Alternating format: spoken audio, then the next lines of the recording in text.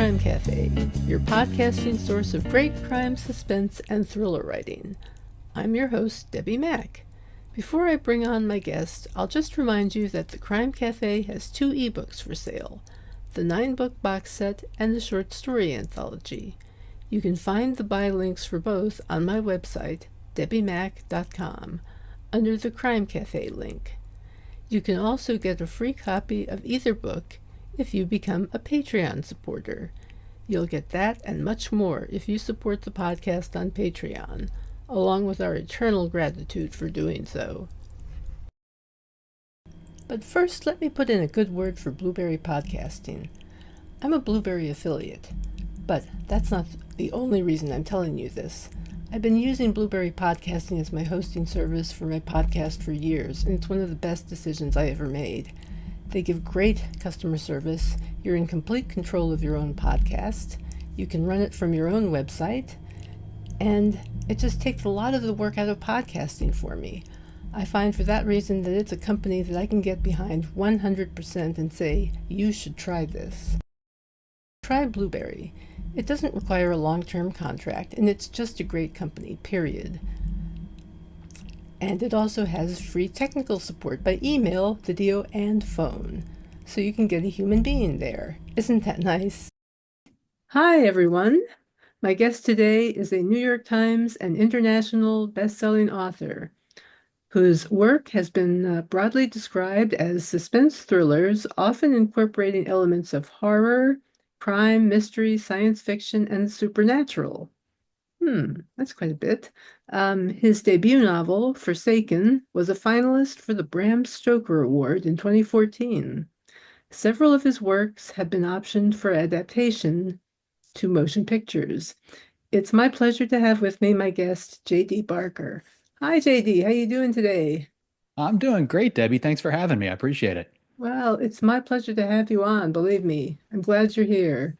I love that you have no problem with mixing genres in your work. I think that's awesome. Would you say that there's any particular genre that tends to be dominant in your writing? Well, it's funny. Like I grew up, I've been writing my entire life, but I worked behind the scenes for about 20 some years. I worked as a book doctor and a ghostwriter, basically helping other people get published. And one of the things I saw over and over again is an author would write a particular book and it would hit. And then all of a sudden they had to write that same book, but different, like for the next 20 books, the publisher just Mm, wanted that same book, but different. And honestly, like that scared me. I didn't want to get caught in that kind of hole. So I made a conscious effort from the very beginning. I'm a huge fan of horror. I'm a huge fan of thrillers. So I basically bounced back and forth. And I think my Wikipedia page probably sums it up the best. I think that's what you were reading from. But I describe it as a suspense novel with as the common thread with little elements of horror, of sci-fi, of this, of that. And what that allows me to do, as long as I keep that thriller, suspense framework in place, I can branch out a little bit and the readers come along for the ride. It's not so different that it frightens them off. that's really cool. That's great. So it gives you more flexibility. Yeah, and agents hate it and publishers hate it because again, they want you to I write that same book but different. But I'm finding that the fans, they actually enjoy it because I'm not giving them the same book every single time because that gets old as a reader too. So it allows me to mix it up and just keep it fresh. totally. I agree. Yeah. So you're directly reaching the readership as opposed to going through what a publisher thinks this should work, which Yeah, is something I've it's advocated a long time. well, the public, everybody approaches this from different angles, which is something Hmm. else I picked up on over time. As a business model, publishers really only care about selling that book, the one they have in front of them, the one they signed you for, that's really their only priority. But you as an author, you really need to look at your business, your model, your brand, and approach it from that standpoint. And you can really see the stark differences if you walk into a major bookstore. You walk into like a Barnes and Noble, and you're going to see, pretty much the title of every book is huge. The author name is, tiny little print at the top or the bottom. It's an afterthought because the publisher knows they have to put it on there, but they just want to sell that one title. But if you look around that same bookstore at the brand name authors, the ones that we all know, the household names, you see Stephen King, Nora Roberts, James Patterson, John Grisham, their names are huge and the title is nice and small. Hmm. And they've obviously built up to that over time, but I think as an author, you really need need to keep that in mind from the get-go. And if you're with a traditional publisher, push to have your name as large as it possibly can. And if you're indie publishing, do the same. I mean, there's no reason not to. Wow, that's great advice. Excellent. I agree with you. I have to say, you are definitely an example of a successful indie author. Um, what did you do to develop a readership? I did a lot of different things. I wish I could pin it down to one in particular. I fell into being an indie author. It wasn't actually my goal. When I was working as a book doctor and a ghostwriter, that was all for traditional publishers. So I had fully intended to go that route. But when I finished up my first novel, it was called Forsaken. I went to query agents, and I had, even though I worked in publishing, I had no idea how to actually query an agent. I never had to do it before. So I did it all wrong. I bought a list of agents. I think there were 200 of them on an Excel spreadsheet. I wrote a form letter, literally to whom it may concern. And I sent every single one of them the exact same email. I sent them the first three chapters of my book as a PDF file, as an attachment. For the most part, most of them ignored it because, agents are very particular on what they want. And, they'll list the specs on their website. They want to see the first chapter. They want to see the first three. They want it in an Arial font. They want it in a Times New Roman font. Every agent's got their own little, quirky little thing. And if you don't do that quirky little thing, the second you end up in their inbox and they catch it, they just hit the delete key. So I basically queried all wrong. I didn't get any real responses, and I decided to indie publish. But I made a conscious effort when I did that to basically come out with something that was on par with something coming out of a traditional publisher. So I hired professionals across the board for editing, for formatting, for cover design. Ultimately, we released a hardcover, an audiobook, and an ebook on the same day, with plans to put out the paperback 6 months later, which was the traditional model at the time. And I basically made it as indistinguishable from something coming out of, like Random House. That worked, back then in 2014. It allowed me to get in front of a lot of places that I probably wouldn't have if people knew that I was an indie author. That I basically hit the ground running. Yeah, it's funny, you have the same kind of story that I had. I also fell into indie publishing. It's like I had a contract with a publisher. The publisher went out of business 9 months later. And it's like, I can't sell a series that has been published and then gone out of print 9 months later. It just doesn't happen. So No, that's a whole other animal. it was very frustrating. Um, what year did you make the Times list? I've been on there a bunch of times now. I think the first time, let's see, we're in 2025. It was probably around 2020. It was with the Coast to Coast Murders, and I wrote it with James Patterson. We hit number two. Oh, wow. And I've hit number two a couple of times now. I just did it again with our latest book. It's called The Writer. We got stuck behind Rebecca Yarros. She was number one. We hit at number two, and like I really had hoped to hit number one, with this one, just because you can't put number two New York Times bestseller across the top of your book. It just doesn't look right. But Rebecca Yarros, she is a powerhouse. Like we weren't able to knock her off that spot. Oh, well, I knew somebody who was second to J.K. Rowling, and I said, hey, as far as I'm concerned, it makes you number one. So as far as I'm concerned, you may as well be number one. That is amazing. That really is amazing. Um, can you talk a little bit about what steps you took that took you from being indie author to being having your work optioned by producers or whoever? Yeah, well, I've had a lot of crazy things happen in my career, and I basically I Hmm. call it capturing lightning in a bottle. I've done it a bunch of different times. So with the very first book, Forsaken, when I wrote it, I had to explain where the wife buys a journal, and just to get the book done, I wrote that she walked into Needful Things, Stephen King's store from his book, and bought it there. I fully expected to have to change that because you can't do that sort of thing without a bunch of lawyers knocking on your door. But my wife read it, and she said, you know what? Before you change it, let's see if we can get King's permission to use it. So that's essentially what we did. We found out he had a house in Florida. It was about 10 minutes from my mom's house. So when we were visiting my mom, we printed up the manuscript. We hopped in the car and we figured, well, we'll go over to Stephen King's house. We'll, hope to catch him outside. Maybe he's gardening or something. We'll hand him the manuscript. He'll give us a big thumbs up and we'll be on our way. It didn't work out that way. He lives on a little island off the coast of Florida called Casey Key. You go over this tiny little bridge, and if you make a left, you go to the public portion of the island where the restaurants and bars and hotels and stuff are. And if you make a right, you go to the entire half of the island that Stephen King owns. There's immediately a no trespassing sign, another sign, there was a gate, and then another gate. We got about halfway to his house and we just decided this is a really bad idea. And we turned around, went to a restaurant, and I called a friend of mine who knew Stephen King, told him what we were doing. And he said, "Oh, yeah, don't stalk Steve. He hates that. Here's his email address. Just send him the book. If he likes it, you'll hear back from him. If the book is garbage, he probably won't reply."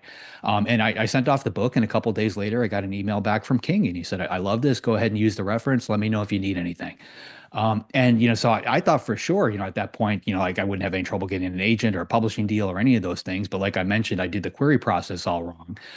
So I ended up indie publishing the book, and it came out, and sales were okay at the beginning. But like with any other indie title, nobody knew who I was. Nobody knew about the book. I started running Facebook ads and Amazon ads. I did all the things that every other indie author does. But for me, it wasn't enough. So I reached out to another friend who used to do PR out in LA for rock bands. And I asked her if she had, if she wanted to work a book. And we started discussing the book and looking for different angles to promote it. And I told her about this trip to Stephen King's house. And she said, "You know what? That's the story." So she wrote that up. Ultimately, Publishers Weekly wrote it, basically a story about an author who made a failed trip to Stephen King's house to try and get his blessing on something. But that story came out, and then librarians read it, bookstore owners read it, and that sparked sales for the book. And then ultimately, I ended up selling about 250,000 copies of that indie published title. Wow. So when that happens, the traditional publishers really take notice. So when I had my next book ready to go, it was called The Fourth Monkey, about a serial killer in Chicago. I had no trouble getting an agent. The book ended up going to auction with multiple publishers involved. And when the dust settled, I had a seven-figure deal for two books with HMH, which is now part of HarperCollins, and a film and TV show attached. And all of that played out probably over a couple of days. It was extremely quick. Wow, that is remarkable. And you kind of put yourself in a position to make these things happen. That's the thing. You reached out to a publicist. That helped. Yeah, I mean, I'm really good at spotting, the opportunity, and Yeah, I don't shy away from it. I would rather try something and get completely shot down, but and fail at it, But at least I walk away knowing that I tried, and I tend to do that over and over again, and it's worked out, more times than it's failed. that's awesome. That really is awesome. You have a book coming out soon, don't you? I've got a bunch of them. So writing with James Patterson, he's not only taught me a ton about the writing process, but the business side. So I've got a number of books coming out with co-authors. I've got solo titles coming out. But my next solo title, it's called Something I Keep Upstairs. It comes out in May. It's a haunted house story. The tagline for the book is, "For a haunted house to be born, somebody has to die." Hmm, intriguing. How many books do you have coming out then with other people as well as your own? Ooh, just over the next 12 months, I've got 12 of them in the pipeline. Oh my goodness. Wow. So collaboration is really working out for you, to say the Yeah, well, I've least. I've doubled down not only on the writing thing, but also the business side. So after The Fourth Monkey hit, that was traditionally published. I wrote a prequel to Dracula for Bram Stoker's family that came out through Putnam. So another traditionally published book. I basically did a couple on the traditional side, but because I got a taste of being an indie author, I really missed that. I missed the freedom that I had. I started looking at the economics of it. As an indie author, you make about 70 cents on the dollar. If you're with a traditional publisher, you might get a nice big advance check, but you have to pay that money back, and you're paying it back at like 15, 20 cents on the dollar, these small little incremental payments. That's it. So at one point I took a look at it, and it didn't make sense to me. So I called my agent and I said, okay, here's my new book. It was called A Caller's Game. I'm going to go ahead and publish it myself in English around the world, and you can go ahead and sell to the foreign territories. And at that point, I was in about 150 different countries, about 24 different languages. So she kind of took the book in that direction, and I published it in English. And I really liked that. I called it a hybrid approach, because I was able to hit all those different, markets. I was able to control everything, but I still had that one particular problem that indie authors have. You can't get into all the bookstores. You can't get into Costco. You can't get into Target or Walmart or airports. So I kept, for years, I tried to find a way around that. And if you fast forward to about a year and a half ago, I came out with a book called Behind a Closed Door. I sent it off to my agent. The book started going to all the publishers. We got a film deal right away. But like I really didn't want it to go to a traditional publisher, and it was about to go to auction. I got a phone call from somebody who worked at Random House, and she said, "Listen, we're about to offer on your new book. When that comes in, you need to turn it down." And I asked her why, and she said, "Well, we're about to lay off a number of people, and the editor who wants your book is on that list." Got a similar phone call from HarperCollins, and then about a week or two later, all these layoffs happened across the industry. So that kind of solidified, my thinking of not wanting to go to that model. But Yeah. my last real job I had, I worked in finance. I was a chief compliance officer at a brokerage firm, and I had heard that Simon and Schuster had recently got bought by a private equity company. So I reached out to some friends of mine that I used to work with, and they put me in touch with a private equity firm. Ultimately, I had some discussions with Simon and Schuster, and over about a 6-month period, we negotiated a deal where I created my own imprint on Simon and Schuster, so I can basically act as an indie author. I can publish what I want when I want because I'm a publishing house, but sales, print, and distribution are all handled by Simon and Schuster. So I've got them as my backbone, which means as an indie author, I can get my book into all these places that you can't typically get into, and Oh, that's what I'm wow. doing today.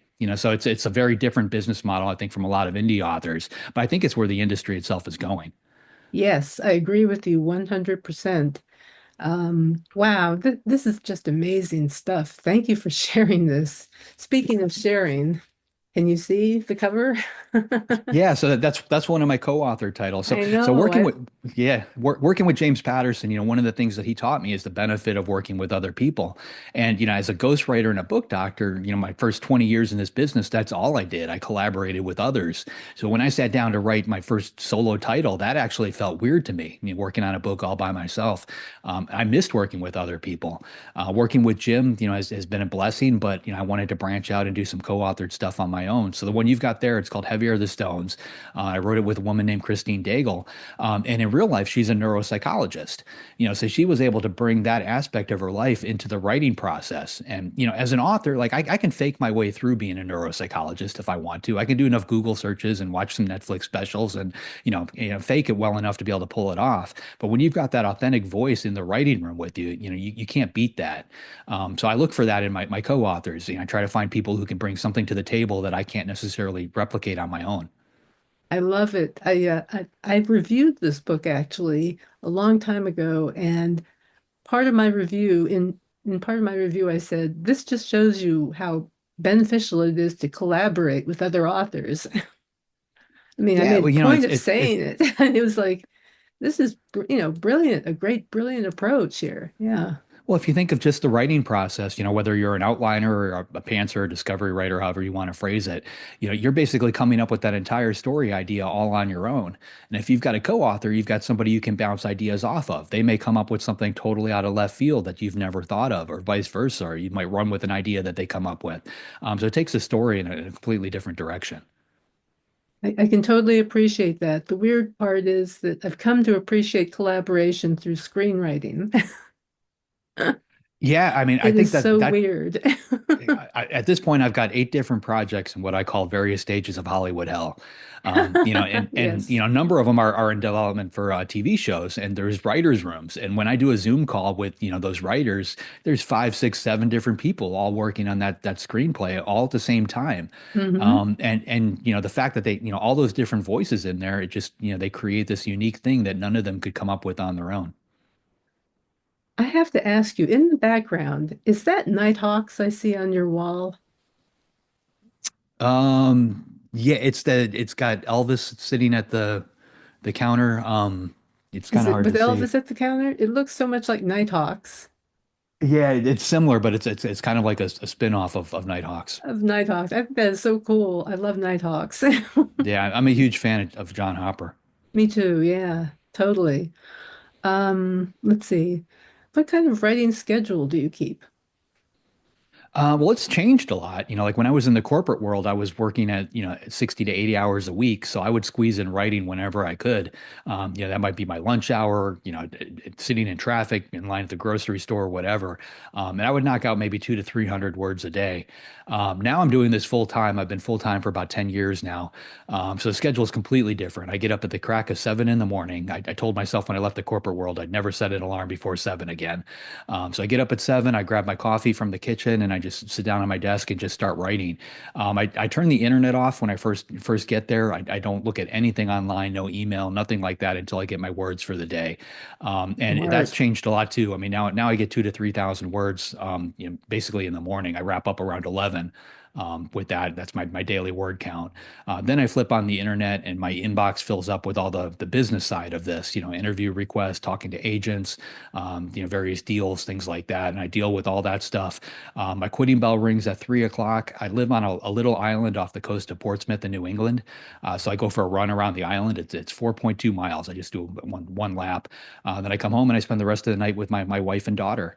I really tried to separate the two worlds. When I first started, when my book started to hit in other countries, I used to get interview requests that would come in at like literally all hours of the night. And I Mm, tried to do all of them, so I would find myself up at 1 in the morning doing some interview in a country, somewhere on the other side of the globe.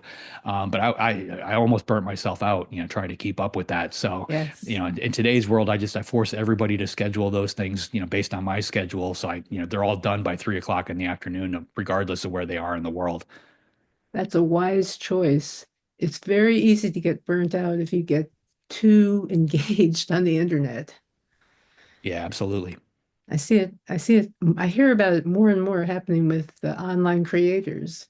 It's kind of scary. Um, how much research do you do when you write a book before and during? Honestly, as little as possible. Research feels like work, and I honestly like just making shit up. It's like that's the part I enjoy. Like I just had a call right before I jumped on here with you with somebody who we're working on a nonfiction book together, and it's a whole different animal because we have to make sure every factual detail is correct. We have to be able to back it up. It's a homicide that was never actually solved. It's an unsolved case, but we know all the players that were involved, so we have to be extremely careful because we're naming real people. If you don't do that properly, you can end up in a courtroom. Hmm. It's like the amount of research involved in that versus writing a fiction book. It's night and day. Mm-hmm. Definitely. What are you reading now? Ooh, let's see. I'm looking over at my coffee table for those I can't see. So I've got a copy of Never Flinch, which is Stephen King's new one. It comes out in about a month. I've got an ARC of that, and right below it is I'm not sure what it's actually called, but it's the new Hunger Games book. Hmm. I had to order that one.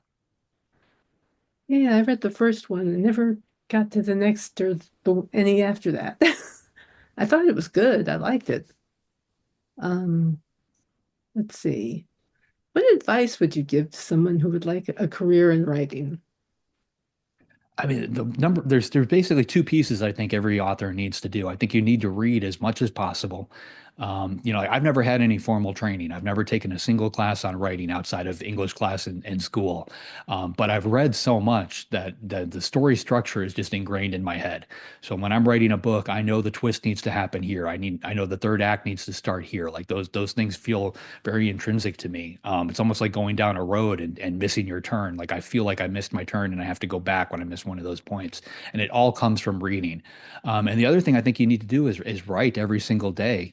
Whether you're writing your book or you're writing something else, I think you need to write. And I see writing almost like a muscle. It's like going to the gym. You need to exercise it constantly. And if you don't, then it gets weak. If you're there every single day working it out, it gets stronger and stronger.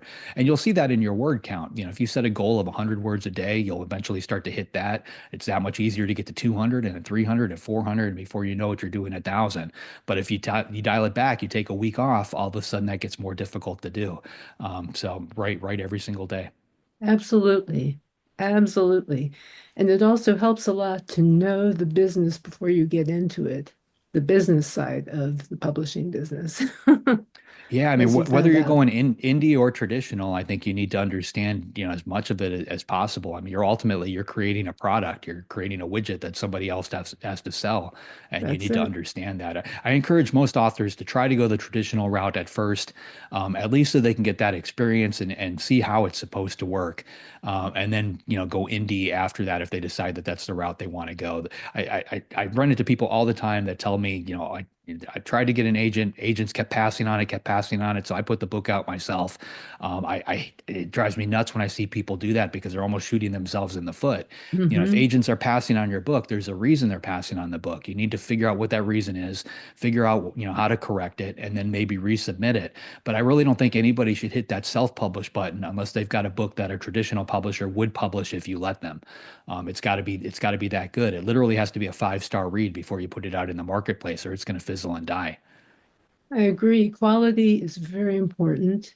The quality of your covers, the quality of the book itself, all these things are extremely important. They're part of your brand, really. They show you're serious, running your stuff past an editor, taking their advice. Take advice from, get a proofreader too, get somebody to really look over the copy and make sure it's perfect. All those things are important. Is there anything else you'd like to add before we finish up? No, that's it. Just check out my new title, something I keep upstairs. It releases May 13th. All right. Well, that's wonderful. Congratulations on that. And also check out Heavy Are the Stones. I've read it and I loved it. I Yeah, that was was a looking at fun my one.